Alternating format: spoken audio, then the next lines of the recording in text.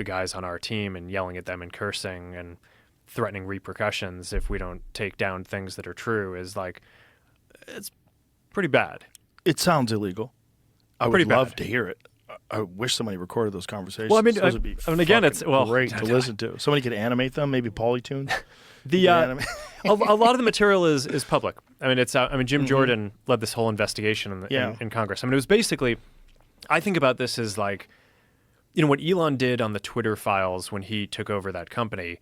I think Jim Jordan basically did that for the rest of the industry with the congressional investigation that he did. And we just turned over like all of the documents and everything that we had to them, and they basically put together this report.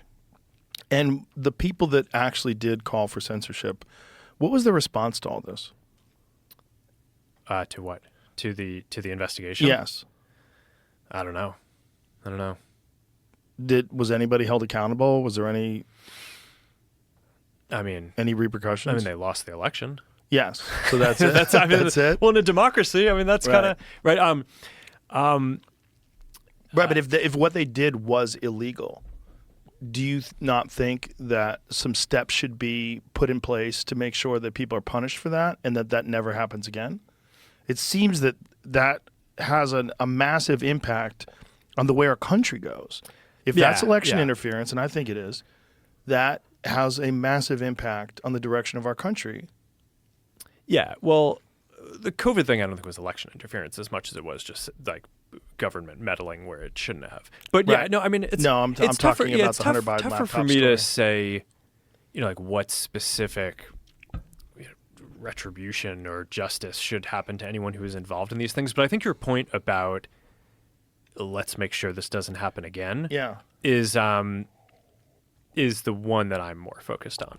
Right? Because it's the thing that I reflect on my journey on all this, which is like, okay, yeah, so we didn't take down the stuff that was true, but we did generally defer to the government on some of these policies that in retrospect I probably wouldn't, knowing what I know now. And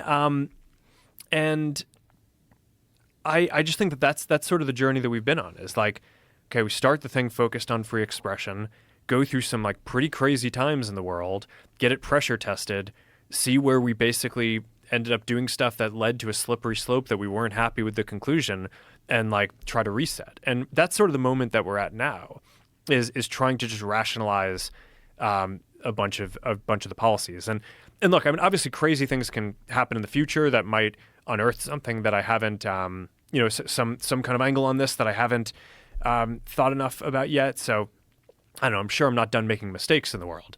But I think at this point, we have a much more thorough understanding of what the space is. And I think our kind of values and principles on this are likely going to be much more durable going forward. And I think that's probably a good thing for the internet. I think it's a great thing.